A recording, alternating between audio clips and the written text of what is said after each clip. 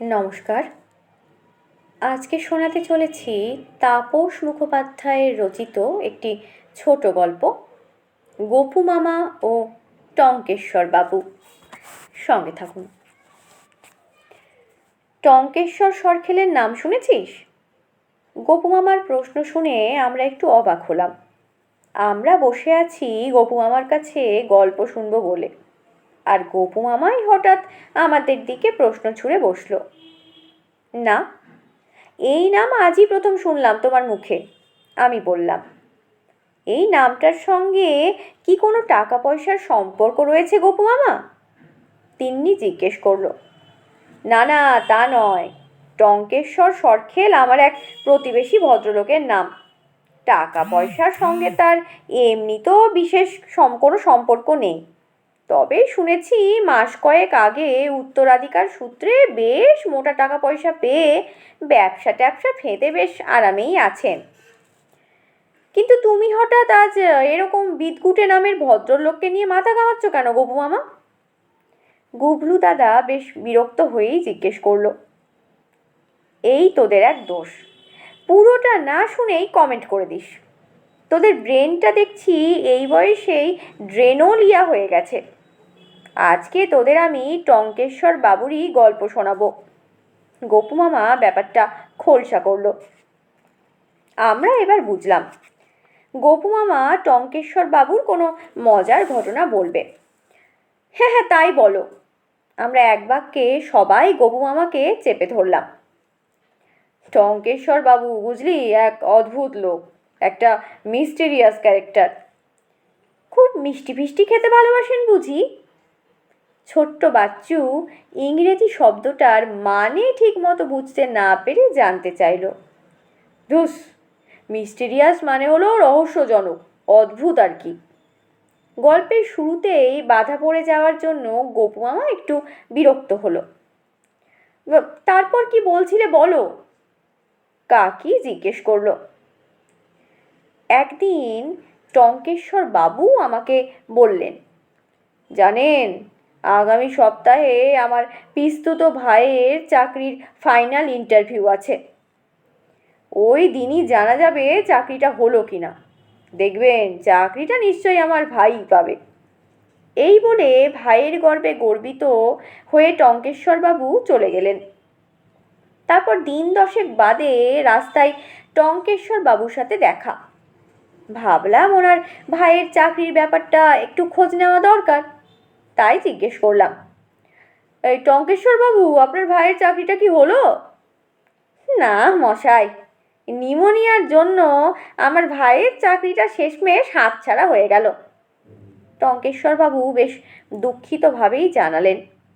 ভাবলাম নিউমোনিয়ায় আক্রান্ত হয়ে বেচারা ভাই বোধহয় শয্যাশায়ী হয়ে পড়েছিল, এজন্য বোধহয় ইন্টারভিউটা দিতে যেতে পারেনি।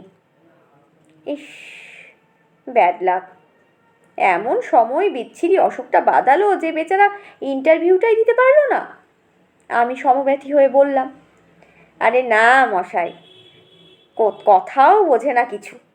এক ধমক দিয়ে উঠলেন টঙ্কেশ্বরবাবু। নিউমোনিয়ার জন্য চাকরিটা হলো না মানে এটা বুঝলেন না? ইন্টারভিউয়ে নিউমোনিয়া স্পেলিংটা ঠিক মতো বলতে পারেনি বলেই তো চাকরিটা হলো না। গোপু মামা একটু দম নিলেন।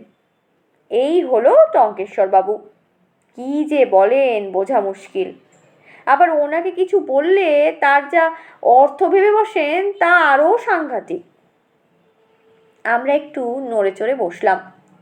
বেশ মজাদার লোক তো এই টঙ্কেশ্বর বাবু, তার কিছুটা আন্দাজও পেলাম এই গল্পের মধ্যে। আর একবার কি হয়েছে জানিস? কি হয়েছে শুনি? আমরা এবার একসঙ্গে বলে উঠলাম। একবার তাজে একটা ডিনার পার্টি অ্যাটেন্ড করতে গেছিলাম। শহরের সব বিখ্যাত লোকজন নিমন্ত্রিত সেখানে, গণ্যমান্য ব্যক্তিরাই শুধু। সেখানে দেখি টঙ্কেশ্বর বাবুও হাজির। তা তুমিও কি গণ্যমান্য ব্যক্তি নাকি গবু মামা? গুবলু দাদা টিপ্পনি কাটল। তা তো বটেই, ওয়েস্ট বেঙ্গলের প্রথম 100 ভিআইপির মধ্যে আমার নাম আছে। একদিন কষ্ট করে রাইটার্সে গিয়ে লিস্টটা দেখে আসিস। গপু মামার চটজলদি উত্তর। তারপর তোমার ডিনার পার্টিতে কি হলো বলো?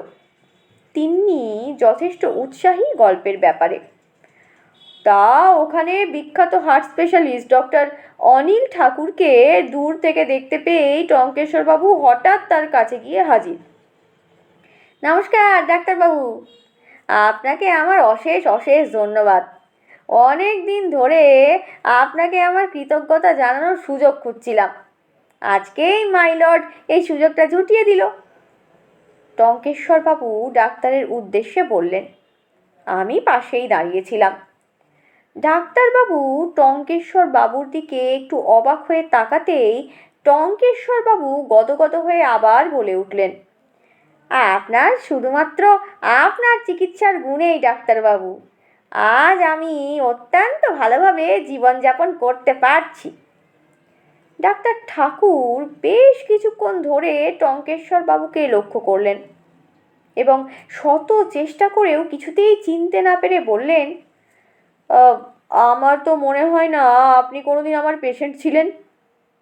ডাক্তার ঠাকুরের কথা শেষ হতে না হতেই টঙ্কেশ্বরবাবু বলে বসলেন, না না, আমি আপনার রোগী ছিলাম না কোনোদিনই, কিন্তু আমার কাকা আপনার রোগী ছিলেন এবং আমি ছিলাম আমার কাকার সব সম্পত্তির একমাত্র উত্তরাধিকারী।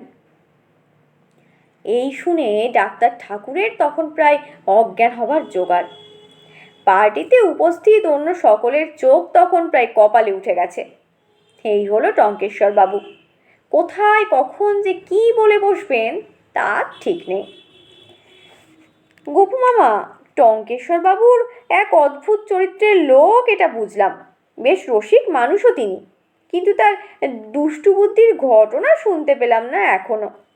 ভয়ে ভয়ে আমি আসল কথাটা বলে বসলাম। তবে শোন, এই বলে গোপু মামা প্রায় ক্ষেপে গিয়ে শুরু করলেন টঙ্কেশ্বরবাবুর বুদ্ধির খেল। একদিন সকালবেলায় শ্যামবাজার মোড়ের কাছে একটা রেস্টুরেন্টে চা খেতে ঢুকে আমি তো অবাক। দেখি ওখানে চা খেতে খেতে টঙ্কেশ্বরবাবু খবরের কাগজ পড়ছেন আর বারবার মেন রোডের দিকে তাকাচ্ছেন। আমাকে দেখতে পেয়ে আরেক কাপ চায়ের অর্ডার দিয়ে বললেন, আরে গোপেশ্বরবাবু, আপনি এ পাড়ায় হঠাৎ, তাও আবার সাত সকালে? আমি টঙ্কেশ্বরবাবুকে এই কথাটা জিজ্ঞেস করব ভাবছিলাম, কারণ উনি থাকেন বাগুইয়াটিতে আমাদের পাড়ায়। তা চা খেতে উনি এখানে কেন? এদিকে একজনের সঙ্গে দেখা করতে এসেছিলাম, একটু সময় আছে তাই চা খেতে এলাম, আমি বললাম। তা বেশ, কিন্তু খবরের কাগজে পড়েছেন? দেখছেন প্রতিদিন কী সব খবর বেরোচ্ছে? টঙ্কেশ্বরবাবু বেশ উত্তেজিত। কি খবর? আমি জানতে চাইলাম। এই দেখুন না, প্রতিদিনই কলকাতা শহরে চুরি, ছিনতাই, রাহাজানি করছে। আইন শৃঙ্খলা বলে কিচ্ছুটি নেই একেবারে। পুলিশের নাকের ডগায় চুরি হচ্ছে আর পুলিশ ঠুটো জগন্নাথ হয়ে বসে আছে, কিচ্ছুটি করছে না। এক নিঃশ্বাসে প্রায় চিৎকার করেই বললেন টঙ্কেশ্বরবাবু, আপনি কিন্তু বাজে কথা বলছেন। কলকাতা পুলিশ সম্পর্কে মিথ্যে অভিযোগ করবেন না। পুলিশের চোখের সামনে অপরাধ হলে নিস্তার পাওয়া যায় না। না জেনে উল্টোপাল্টা মন্তব্য করবেন না। টঙ্কেশ্বরবাবুর পাশের টেবিলে বসা এক ভদ্রলোক এতক্ষণ চা খেতে খেতে টঙ্কেশ্বরবাবুর কথা শুনছিলেন। তিনি হঠাৎ এবার এসব বলে প্রতিবাদ করে বসলেন। কেন বলবো না? আলবাদ বলবো, হাজারবার বলবো, পুলিশ একেবারে অপদার্থ। টঙ্কেশ্বরবাবু আরও গলা চড়িয়ে উত্তর দিলেন, একদম মিথ্যে কথা। লোকটিও ছাড়ার পাত্র নয়। তাহলে বাজি ধরুন, 100 টাকা বাজি। এই আপনাদের চোখের সামনেই আমি প্রমাণ করে দেব পুলিশ অপদার্থ। দেখুন, সামনের মেন রোডের ওই ফুটে পুলিশ দাঁড়িয়ে আছে। আমি এক্ষুনি রাস্তার ওপারের ফুটপাতের ওপর ওই দোকানটা থেকে পুলিশের চোখের সামনে ক্যাডবেরিজ বার কয়েকটা তুলে নিয়ে চলে আসব। দেখবেন পুলিশ কিছুই করতে পারবে না। কে রাজি? হ্যাঁ রাজি, 100 টাকা বাজি ধরতে আমি রাজি। তবে আমি নিশ্চিত পুলিশের কাছে ধরা আপনি পড়বেনই, ভদ্রলোক বললেন। আমি চুপচাপ চা খেতে খেতে এতক্ষণ সব লক্ষ্য করছিলাম। সামান্য আলোচনা মন্তব্য থেকে যে এত বড় গুরুতর ব্যাপার দাঁড়াবে তা আজ করতে পারিনি। তাছাড়া টঙ্কেশ্বর বাবুও যে আচমকায় রিস্ক নিয়ে এমন বাজি ধরে ফেলবেন সেটাও গুণাক্ষরে বুঝতে পারিনি। টঙ্কেশ্বর বাবু দেখলাম উঠে দাঁড়ালেন। উত্তেজিতভাবে রেস্টুরেন্ট থেকে বেরিয়ে রাস্তা পার হয়ে ওপারে চলে গেলেন এবং ওখান থেকে আমরা স্পষ্ট দেখলাম উল্টো দিকের ওই দোকান থেকে সকলের চোখের সামনে তিনি কয়েকটা ক্যাডবেরিজ চকোলেটের বার নিয়ে রাস্তা পেরিয়ে আবার আমাদের দিকে ফিরে এলেন। দেখলেন দেখলেন তো, পুলিশের চোখের সামনে সামনের দোকান থেকে ক্যাডবেরিজ তুলে নিয়ে চলে এলাম, পুলিশ কিছুই করলো না। টঙ্কেশ্বরবাবু বিজয়ীর ভঙ্গিতে ভদ্রলোকের উদ্দেশ্যে কথাটা বললেন। এবার ছাড়ুন তো আমার বাজির 100 টাকা। অপরাধ করে অত সহজে আপনি পার পেয়ে যাবেন ভাবছেন? আমি নিজেই একজন সিআইডি অফিসার। চুরির অপরাধে আপনাকে এই মুহূর্তে আমি গ্রেপ্তার করছি। গম্ভীর স্বরে এই কথা বলে ভদ্রলোক তার আইডেন্টিটি কার্ড বের করে পকেট থেকে হাত করাও মেলে ধরলেন টঙ্কেশ্বরবাবুর দিকে। আমি এবারে সত্যিই ভ্যাবাচ্যাকা খেয়ে গেলাম। ভদ্রলোক যে সাদা পোশাকের একজন জাঁদরেল পুলিশ অফিসার তা বিন্দুমাত্র আঁচ করতে পারিনি। বেচারা টঙ্কেশ্বরবাবু, কি দরকার ছিল ওনার পুলিশ নিয়ে আজে বাজে মন্তব্য করার? তার ওপর বাজি ধরে এইভাবে প্রকাশ্য দিবালোকে পুলিশের চোখের সামনে চুরি করার কোনো মানে হয়? এই সব কথাই তখন ভাবছিলাম আমি। হঠাৎ দেখি টঙ্কেশ্বরবাবু হো হো করে হেসে উঠলেন। আপনি আমাকে গ্রেপ্তার করতে পারেন না অফিসার, কোনো মতেই গ্রেপ্তার করতে পারেন না। তার কারণ যে দোকান থেকে আমি ক্যাডবেরিজগুলো চুরি করে নিয়ে এসেছি আমি সেই দোকানের মালিক।